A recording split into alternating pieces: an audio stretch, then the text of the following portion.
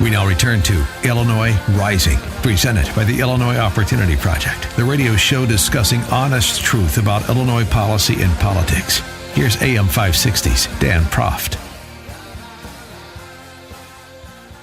Dan back with Pat on this edition of Illinois Rising. And Pat, this week, a bunch of conservative legislators and candidates, sort of the independent crowd that my PAC is advertising on behalf of at present, focused on the issue of property taxes. They focused on another issue with the friend of the show, Ted Dabrowski, over there at wirepoints.com, and that was getting candidates to follow the lead of some incumbent legislators like Tom Morrison, Jeannie Ives, to refuse the state pension for legislators. Lead by example. You want to try and draw attention to the issue and the need for structural changes to how we do public sector pensions in this state. Well, then the first people who should be evidence of the change are the part-time legislators who vest for pensions after 10 years, which happens nowhere in the private sector for a part-time employee. It's absurd. And you could add the health care benefits to that as well. State Representative Tom Morrison, Republican from Palatine, was one of those lawmakers, as I mentioned, who helped orchestrate this press conference to distinguish himself, his colleagues who were incumbents, as well as these candidates from other candidates running, Republicans and Democrats, on this issue. And Tom joins us now. Tom, thanks for being with us. Appreciate it. Hey, thanks, Dan. Thanks, Pat. Can I correct you real quick? No. Yes, of course you can. Under Tier 2, the politicians actually vest after only 8 years. Oh, it is still 8 years. Oh, okay. All right. Well, no, it used to be 4. That's right. It went from 4 to 8, right? And then for employees, it went from 8 to 10, didn't it?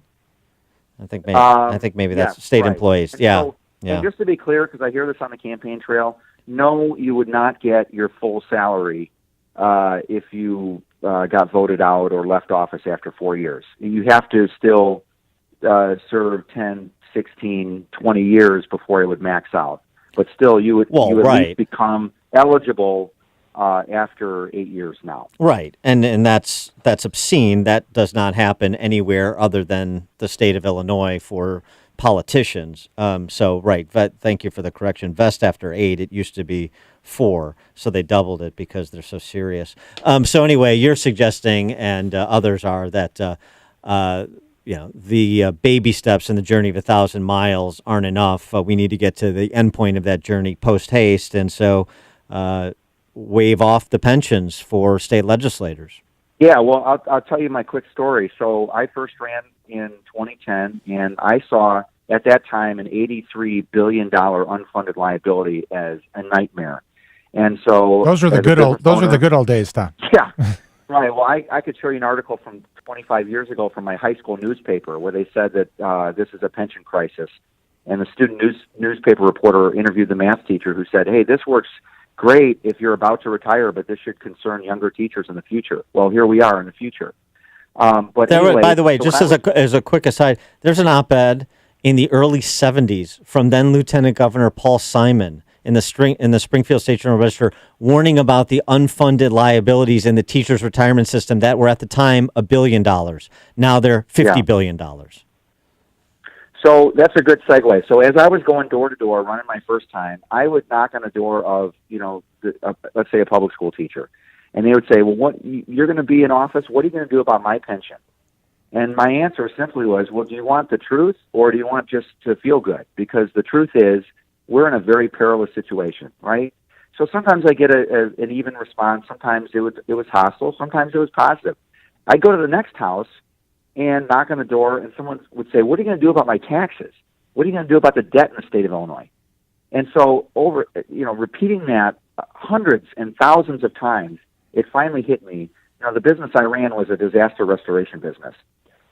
Think Mike Rowe and Dirty Jobs. We did that, cleaning up fires and floods and mold and crime scene and all kinds of stuff like that. And so what I learned from managing and operating that business is if you're asking the employees to do something, you better be willing to do it yourself. If it's a messy, dirty job, you lead by example, you do it. And I had the most incredibly loyal employees. We grew the business because we just had an awesome team. And so melding those two experiences, I realized the public employees have been sold a bill of goods. There is some complicity in there because they've reelected and supported the politicians that allowed this to grow. But also the taxpayers have been abused as well because these liabilities for so long have been hidden. They've been papered over. They've been hidden by debt and bonds and these unfunded liabilities. And so I recognize that we need leaders who will go there and say, no more. The lawmakers created this problem, and so you opt out, and then I can now go before any group of public employees and say, I'm not asking you to do anything that I was unwilling to do myself. In fact, I'm asking you to do less because I'm just saying on a go-forward basis, we change this. And a lot of them are very receptive because I opted out. And that's an irrevocable decision, by the way. When I opted out and signed that paperwork, the state human services people, they were just stunned. They're like, are you sure about this? Do you really want to opt out of this? Did they take a picture of you? You might have been the first. You might have been the first person ever to do that. I was the first non-government employee to opt out. The person who did it before me was a retired high school principal, and that was 15 years before me. So I opted out, and I actually had to have my wife sign as a witness because it's irrevocable, and any lawmaker can opt out. And so I went to some of my other freshmen that year, and I said, you can't be in this. If we're going to fix this system, you can't be part of it. And so we got 3 or 4 to opt out, and then every subsequent election, there have been anywhere from 3 to 10 who've opted out. We're over 60 now. And so I think we're approaching that threshold where we can actually move the needle on this. How many It's happening at the local level, too. How many Democrats have opted out? I would say somewhere between 5 to 10. Of the 60? Correct. Tom, when you go to your colleagues, either in your caucus or in the Democratic caucus, and say, "Hey, look, we're going to solve this. We have to lead by example. This is how I've done it. We've got people to come along," and they resist. What's their argument for resisting? Oh man, they know where I stand, so we really don't get in-depth conversations about it. They just they say, "Look, I'm making a big sacrifice by." If they will answer, they'll say, I'm making a big sacrifice by doing this. And because otherwise they would be captains of industry, Dan. They would be the leaders of the free world if they weren't down there. I'll tell you what. Well, the other thing. Well, here's what the other thing, too, is just, hey, you know what? Don't fall on this sword for me. I'll tell you what. Please, with your sacrifices. Stop helping me. Yeah. So here's what I say. I mean, I was not in the military service. My father was. My grandfather was. I just happened to grow up in a period where we didn't have a draft. We don't have any major wars going on. But I'm looking at the debt for our state and our federal government, and I realize this is as serious as war. We need to treat it as such, and so this is my way of serving. And as long as the people here want me to be their representative, I'm happy to do it. But when my term is done, they shouldn't have to keep paying me until I die.